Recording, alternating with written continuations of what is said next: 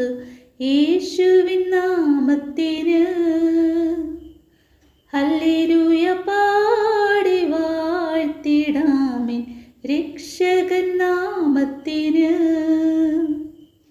പാട്ടുപാടി സ്തുതിക്കാം നമുക്ക് യേശുവിൻ നാമത്തിന്. ഹല്ലേലൂയ പാടി വാഴ്ത്തിടാമെൻ രക്ഷകൻ നാമത്തിന്. പാടുവിൻ പാടുവിൻ പാടുവിൻ സ്തുതി പാടുവിൻ. പാട്ടുപാടി സ്തുതിക്കാം നമുക്ക് യേശുവിൻ നാമത്തിന്. ഹല്ലേലൂയ പാടി വാഴ്ത്തിടാമെൻ രക്ഷകൻ നാമത്തിന്. എന്നെ പാപത്തിൽ നിന്നവൻ രക്ഷിച്ചു, എൻ്റെ ക്ലേശമെല്ലാം ക്രൂശിൽ വഹിച്ചു. ആത്മാവാൽ നിറച്ചെന്നെ സ്വതന്ത്രനാക്കി, സ്തുതിക്കാൻ എനിക്കവൻ കൃപയും നൽകി. ആത്മാവാൽ നിറച്ചെന്നെ സ്വതന്ത്രനാക്കി, സ്തുതിക്കാൻ എനിക്കവൻ കൃപയും നൽകി. പാട്ടുപാടി സ്തുതിക്കാം നമുക്ക് യേശുവിൻ നാമത്തിന്. ഹല്ലേലൂയ പാടി വാഴ്ത്തിടാമെൻ രക്ഷകൻ നാമത്തിന്. യേശു തൻ കരതാരുകൾ നീട്ടി, നിത്യസ്നേഹമോടെന്നെ വിളിച്ചു.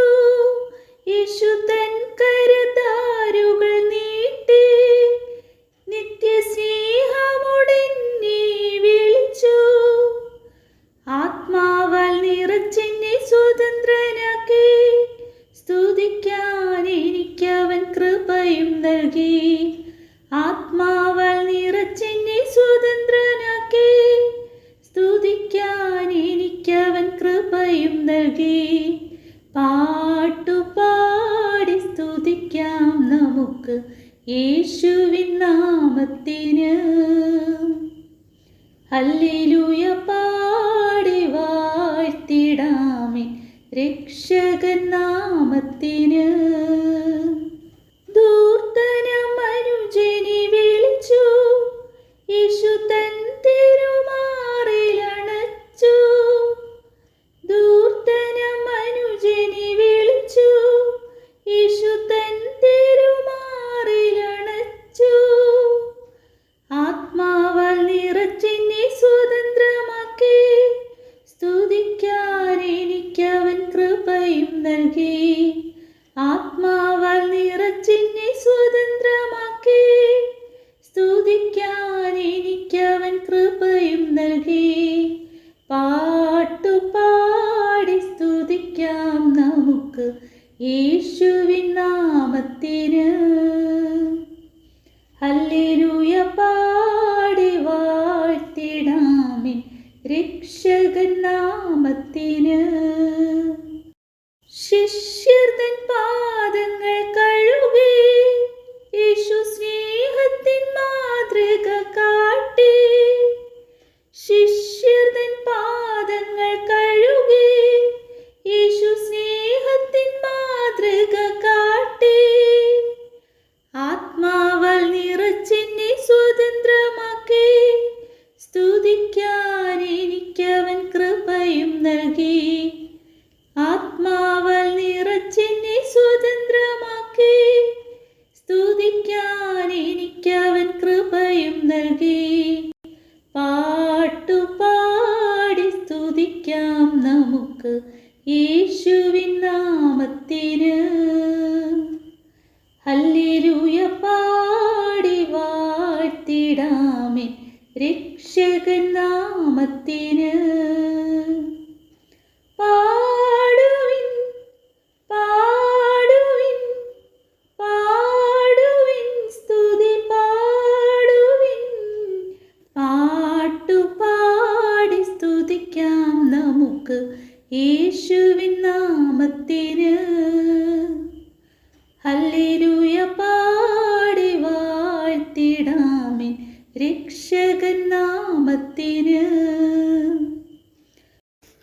അധ്യായം 13. സഹോദര സ്നേഹം നിലനിൽക്കട്ടെ. ആതിഥ്യ മര്യാദ മറക്കരുത്.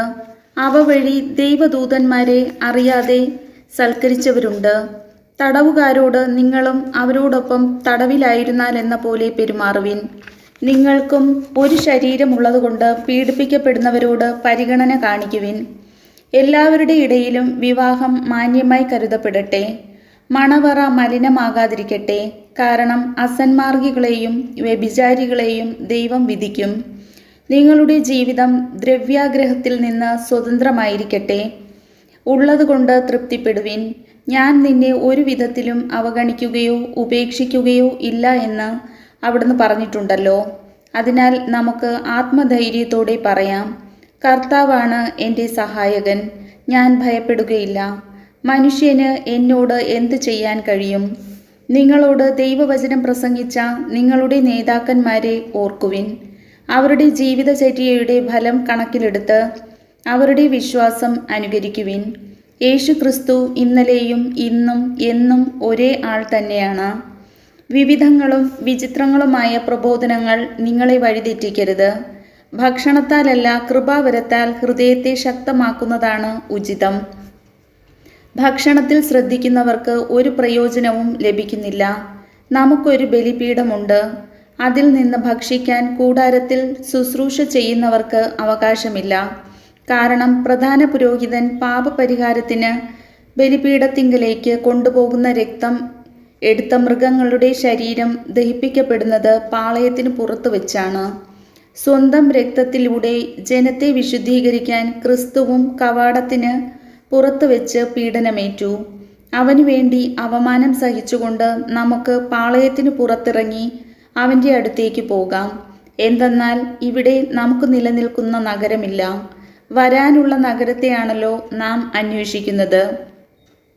അവനിലൂടെ നമുക്ക് എല്ലായ്പ്പോഴും ദൈവത്തിന് സ്തുതിയുടെ ബലി, അവൻ്റെ നാമത്തെ ഏറ്റുപറയുന്ന അധരങ്ങളുടെ ഫലങ്ങൾ അർപ്പിക്കാം. നന്മ ചെയ്യുന്നതിലും നിങ്ങൾക്കുള്ളവ പങ്കുവെക്കുന്നതിലും ഉപേക്ഷ വരുത്തരുത്. അത്തരം ബലികൾ ദൈവത്തിന് പ്രീതികരമാണ്. നിങ്ങളുടെ നേതാക്കന്മാരെ അനുസരിക്കുകയും അവർക്ക് വിധേയരായിരിക്കുകയും ചെയ്യുവിൻ. കണക്കേൽപ്പിക്കാൻ കടപ്പെട്ട മനുഷ്യരെ പോലെ അവർ നിങ്ങളുടെ ആത്മാക്കളുടെ മേൽനോട്ടം വഹിക്കുന്നു. അങ്ങനെ അവർ സന്തോഷപൂർവം സങ്കടം കൂടാതെ ആ കൃത്യം ചെയ്യുന്നതിന് ഇടയാകട്ടെ. അല്ലെങ്കിൽ അത് നിങ്ങൾക്ക് പ്രയോജനരഹിതമായിരിക്കും. ഞങ്ങൾക്ക് വേണ്ടി പ്രാർത്ഥിക്കുവിൻ. എല്ലാ കാര്യത്തിലും മാന്യമായി പെരുമാറുന്നതിന് ആഗ്രഹിക്കുന്ന ഒരു നല്ല മനസാക്ഷിയാണ് ഞങ്ങളുടേതെന്ന ബോധ്യം ഞങ്ങൾക്കുണ്ട്. ഞാൻ എത്രയും വേഗം നിങ്ങളുടെ അടുത്ത് തിരിച്ചു വരുന്നതിന് നിങ്ങൾ ഏറെ ശുഷ്കാന്തിയോടെ പ്രാർത്ഥിക്കണമെന്ന് ഞാൻ അപേക്ഷിക്കുന്നു. ആടുകളുടെ വലിയ ഇടയനെ, നമ്മുടെ കർത്താവായ യേശുവിനെ മരിച്ചവരിൽ നിന്നുയർപ്പിച്ച സമാധാനത്തിൻ്റെ ദൈവം നിത്യമായ ഉടമ്പടിയുടെ രക്തത്താൽ എല്ലാ നന്മകളും കൊണ്ട് നിങ്ങളെ ധന്യരാക്കട്ടെ. അങ്ങനെ യേശു ക്രിസ്തുവിലൂടെ നമ്മിൽ പ്രവർത്തിക്കുന്ന അവിടുത്തെ ഹിതം അവിടത്തേക്ക് അഭികാമ്യമായത് നിറവേറ്റാൻ നിങ്ങളെ സഹായിക്കട്ടെ. അവന് എന്നും എന്നേക്കും മഹത്വമുണ്ടായിരിക്കട്ടെ. ആമേൻ. എൻ്റെ സഹോദരരെ, ഞാൻ നിങ്ങൾക്ക് ചുരുക്കമായി എഴുതിയിരിക്കുന്ന ഈ ആശ്വാസവചനങ്ങൾ ക്ഷമയോടെ സ്വീകരിക്കണമെന്ന് ഞാൻ നിങ്ങളോട് അഭ്യർത്ഥിക്കുന്നു.